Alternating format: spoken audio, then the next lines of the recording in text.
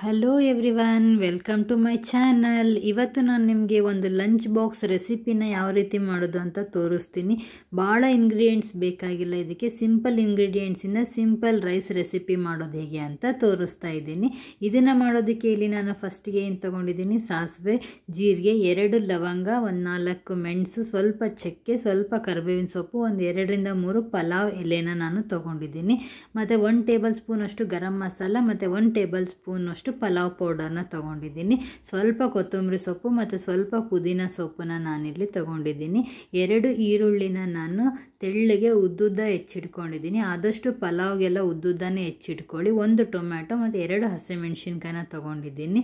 ಮತ್ತು ಇಲ್ಲಿ 1/2 ಕಪ್ ಅಕ್ಕಿ, ಅದರಲ್ಲಿ ನಾನು 1/4 ಕಪ್ ಅಷ್ಟು ಬಾಸ್ಮತಿ ಅಕ್ಕಿ, 3/4 ಕಪ್ ಅಷ್ಟು ನಾರ್ಮಲ್ ರೈಸ್ನ 15 ಮಿನಿಟ್ಸ್ ನೆನೆಸಿಟ್ಟಿದ್ದೀನಿ. ರುಚಿಗೆ ತಕ್ಕಷ್ಟು ಉಪ್ಪು, 3ರಿಂದ 4 ಟೇಬಲ್ ಸ್ಪೂನ್ ಅಷ್ಟು ನಾನು ಎಣ್ಣೆನ ತೊಗೊಂಡಿದ್ದೀನಿ. ಫಸ್ಟಿಗೆ ಒಂದು ಕುಕ್ಕರ್ನ ಇಟ್ಬಿಟ್ಟು ಅದಕ್ಕೆ ನಾನು ತೊಗೊಂಡಿರೋ ಅಂಥ ಎಣ್ಣೆನ ಹಾಕ್ತಾ ಇದ್ದೀನಿ.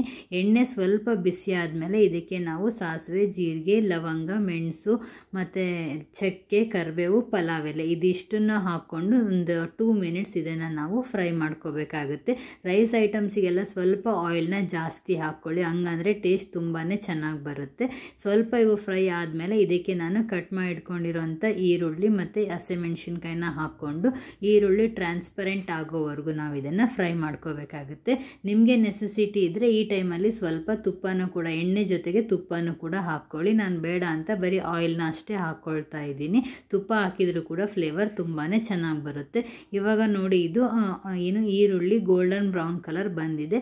ಇವಾಗ ನಾನು ಇದಕ್ಕೆ ಕಟ್ ಮಾಡಿ ಇಟ್ಕೊಂಡಿರೋ ಅಂಥ ಟೊಮ್ಯಾಟೊನ ಹಾಕ್ಕೊಂಡು ಟೊಮ್ಯಾಟೊ ಕೂಡ ಚೆನ್ನಾಗಿ ಬೇಯೋವರೆಗೂ ನಾನು ಎಣ್ಣೆಯಲ್ಲಿನೇ ಇದನ್ನು ನಾನು ಫ್ರೈ ಮಾಡ್ಕೊಳ್ತೀನಿ. ತುಂಬ ಕಮ್ಮಿ ಇಂಗ್ರೀಡಿಯೆಂಟ್ಸ್ ಹಾಕ್ಕೊಂಡು ಕ್ವಿಕ್ಕಾಗಿ ಮಾಡ್ಕೋಬೋದು. ಬೆಳಗ್ಗೆ ಲಂಚ್ ಬಾಕ್ಸ್ಗೆ ಮಧ್ಯಾಹ್ನ ಹೊತ್ತು ಕಟ್ಟೋಕ್ಕಂತೂ ಇನ್ನೂ ಈಸಿ ರೆಸಿಪಿನೇ ಇದು ಅಂತ ಹೇಳ್ಬೋದು. ಇದು ಟೊಮ್ಯಾಟೊ ಬೆಂದ ಮೇಲೆ ನಾನು ಇದಕ್ಕೆ ಪುದೀನ ಸೊಪ್ಪು ಹಾಕ್ಕೊಂಡು ಪುದೀನ ಕೂಡ ಚೆನ್ನಾಗಿ ಅದ್ರ ಫ್ಲೇವರ್ನ ಎಣ್ಣೆ ಒಳಗಡೆ ಬಿಡ್ಕೋಬೇಕು. ಆ ಥರ ಇದನ್ನು ನಾನು ಚೆನ್ನಾಗಿ ಫ್ರೈ ಮಾಡ್ಕೊಳ್ತೀನಿ. ಪುದೀನ ಕ್ವಾಂಟಿಟಿ ಸ್ವಲ್ಪ ಜಾಸ್ತಿ ಹಾಕ್ಕೊಳ್ಳಿ, ತುಂಬಾ ಟೇಸ್ಟ್ ಚೆನ್ನಾಗಿ ಬರುತ್ತೆ. ರುಬ್ಬಾಕಿ ಎಲ್ಲ ಮಾಡೋದಕ್ಕಿಂತ ಸಿಂಪಲ್ ವೇಯಲ್ಲಿ ತೋರಿಸ್ಬೇಕಂತ ನಾನು ಡೈರೆಕ್ಟಾಗಿಯೇ ಹಾಕ್ಕೊಳ್ತಾ ಇದ್ದೀನಿ. ಇದು ಪುದೀನ ಫ್ರೈ ಆದಮೇಲೆ ಇದಕ್ಕೆ ನಾನು ಸ್ವಲ್ಪ ಗರಂ ಮಸಾಲ ಮತ್ತು ಪಲಾವ್ ಪೌಡರ್ನ ಹಾಕ್ಕೊಂಡು ಲೋ ಫ್ಲೇಮಲ್ಲಿ ಇಡಿ. ಮಸಾಲ ಹಾಕಿದ ತಕ್ಷಣ ಇವು ಬೇಗ ಸೀದೋಗ್ಬಿಡುತ್ತೆ. ಲೋ ಫ್ಲೇಮಲ್ಲಿ ಇಟ್ಟು ಪಲಾವ್ ಪೌಡರು ಮತ್ತು ಗರಂ ಮಸಾಲನ ನಾನಿಲ್ಲಿ ಚೆನ್ನಾಗಿ ಫ್ರೈ ಮಾಡ್ಕೊಳ್ತಾ ಇದ್ದೀನಿ. ಇದಿಷ್ಟು ಫ್ರೈ ಆಗಿ ಸೈಡಲ್ಲಿ ಎಣ್ಣೆ ಎಲ್ಲ ಬಿಟ್ಕೊಂಡ್ಮೇಲೆ ನಾನು ಇದಕ್ಕೆ ನೀರು ಹಾಕ್ತಾ ಇದ್ದೀನಿ.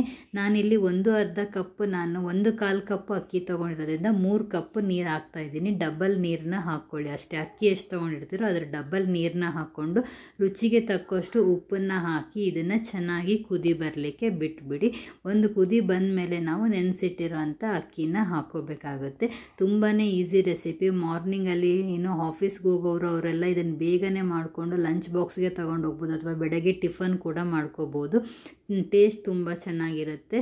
ಇವಾಗ ನೋಡಿ, ನೀರು ಚೆನ್ನಾಗಿ ಕುದಿ ಬಂದಿದೆ. ಇವಾಗ ನಾನು ನೆನೆಸಿಟ್ಟಿರೋ ಅಂಥ ಅಕ್ಕಿಯಿಂದ ಕಂಪ್ಲೀಟಾಗಿ ನೀರನ್ನ ತೆಗೆದು ಅಕ್ಕಿನ ಇದಕ್ಕೆ ಹಾಕ್ಕೊಡ್ತಾ ಇದ್ದೀನಿ. ಹಾಕ್ಕೊಂಡು ಚೆನ್ನಾಗಿ ಮಿಕ್ಸ್ ಮಾಡ್ಕೊತೀನಿ. ಒಂದು 2 ಮಿನಿಟ್ಸ್ ಇದನ್ನು ಮಿಕ್ಸ್ ಮಾಡಿಕೊಂಡು ಆಮೇಲೆ ಚಿಕ್ಕದಾಗಿ ಕಟ್ ಮಾಡಿ ಇಟ್ಕೊಂಡಿರೋಂಥ ಕೊತ್ತಂಬರಿನ ಹಾಕಿ ಮತ್ತೆ ಒಂದು ಸಲ ಮಿಕ್ಸ್ ಮಾಡಿ ಕುಕ್ಕರ್ ಲಿಡ್ನ ಕ್ಲೋಸ್ ಮಾಡಿ ಒಂದು 2 ವಿಸಿಲ್ ನಾನಿಲ್ಲಿ ಕೂಗಿಸ್ಕೊಳ್ತಾ ಇದ್ದೀನಿ. ನಿಮ್ಮದು ತೀರಾ ಹಳೆಯ ಅಕ್ಕಿ ಆಗಿದ್ದರೆ 3 ವಿಸಿಲ್ನ ಕೂಗಿಸ್ಕೊಳ್ಳಿ, ಇಲ್ಲ ಹೊಸ ಅಕ್ಕಿ ಅಂದರೆ 2 ವಿಸಿಲ್ನ ಕೂಗಿಸ್ಕೊಂಡ್ರೆ ಸೂಪರ್ ಆಗಿರೋ ಅಂತಹ ಈಸಿಯಾಗಿರುವಂಥ ಒಂದು ಲಂಚ್ ಬಾಕ್ಸ್ ರೆಸಿಪಿ ರೆಡಿಯಾಗುತ್ತೆ.